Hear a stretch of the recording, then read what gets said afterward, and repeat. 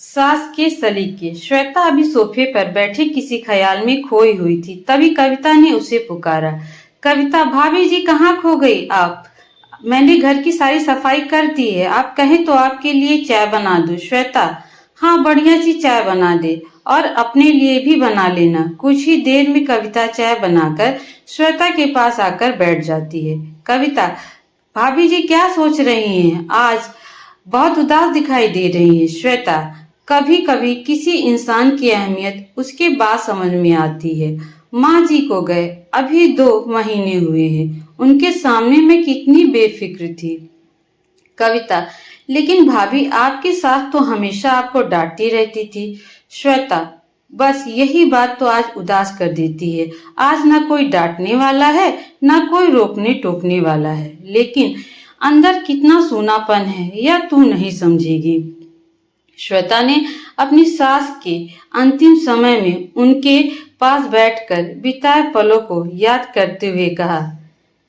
जिन लोगों ने हमारे चैनल को सब्सक्राइब नहीं किया है, प्लीज वो सब्सक्राइब कर लें। श्वेता, मुझे पता है उन आखिरी पलों में माँ जी ने मुझसे क्या कहा। उन्होंने अपनी परवाह न करते हुए मुझे अपना सब कुछ सौंपते हुए कहा, बेटी ये सब अब तुझे संभालना है। और हाँ, अब मैं नहीं रहूंगी टोकने के लिए, घर को संभाल कर चलाना।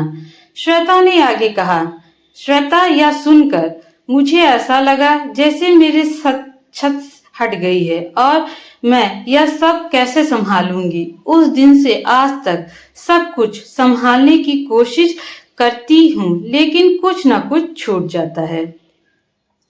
यह कहकर श्वेता रोने लगी। कविता, भाभी अब तो सब कुछ आपको ही संभालना है, हिम्मत से काम कर लो। श्वेता, सुन तू घर का काम निपटा ले, मैं कुछ देर में आती हूँ। श्वेता घर से निकलकर ऑटो लेकर सीधा बैंक पहुंच जाती है। बैंक पहुंचकर वह लॉकर खोलने पहुंच जाती है। वहां पहुंचकर वह अपनी सारी ज्वेलरी को छूकर देखती है जो उसे उसके पिता ने दी थी और जो अंतिम समय में उसकी सास ने दी थी। श्वेता उन्हें छूकर अपनी सास को पाने का एहसास करती है। जिस ज्वेलरी को एक बार पहनने के लिए अपनी सास से वह बार बार तकरार करती थी, आज वह हमेशा के लिए उसे उसके पास है, लेकिन उसे वह ज्वेलरी फीकी सी लग रही है। अभी पिछले साल की बात है। श्वेता ने अपने पति सचिन से कहा था, श्वेता सुनो, आप माँ जी से बात करो, उनकी ज्वेलरी को सुनार को देकर मेरे लिए नए फैशन का सोने का सेट बनवा दीजिए। सचिन, श्वेता तुम्हें पता है माँ जी नहीं मानेंगी, वह हमारी पुश्तैनी ज्वेलरी है। तुम कुछ दिन रुक जाओ, मैं तुम्हें अलग से एक सेट बनवा दूंगा। आज का दिन है। श्वेता के सामने लॉकर में वही पुश्तैनी सेट पड़ा था, लेकिन उसे देखकर नया सेट बनवाने का ख्याल भी से वह कांप जाती थी। उसे लगा जैसे उसमें उसकी सास का आशीर्वाद शामिल है और अंतिम समय में कहे उनके शब्द, बेटी अब ये सब तुझे संभालना है। इन सब बातों को सोचकर उसकी आंखों में आंसू छलक गए। उसने एक बार सभी जेवरों पर हाथ फेरा, जैसे उसके बहाने अपनी सास का आशीर्वाद पाना चाहती रही हो। उसके बाद लॉकर बंद करके घर आ गई।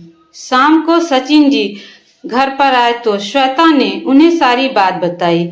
यह सुनकर सचिन जी ने कहा, सचिन सुनो, तुम्हें क्या लगता है माँ इस घर से चली गई है? नहीं, वे अपना एक अंश तुम्हारे दिल में छोड़ गई है।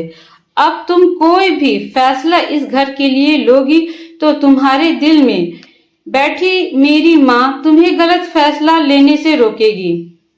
बुजुर्ग ऐसे ही होते हैं, जब तक रहते हैं हमें जिंदगी जीने के सही सलीके सिखाते रहते हैं। उनके ना रहने पर वही सलीके सीखने के लिए जिंदगी भर ठोकरें खानी पड़ती है। अगले दिन से श्वेता के काम करने का ढंग, सोचने का ढंग बिल्कुल बदल गया था।